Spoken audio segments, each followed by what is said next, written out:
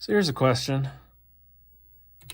Is it possible to get mixed case, proportional width, variable spacing, justified text onto the Apple II using only basic instructions?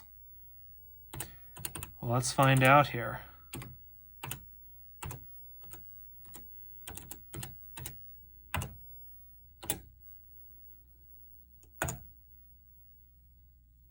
Oh, very nice to see. This is the V speech, of course. But look at that. Every edge all lines up. Got our nice indentation. Spacing's pretty good.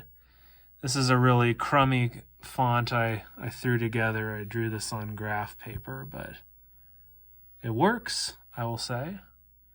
And it looks very nice and sharp on this the Apple III monitor. Really cool to see.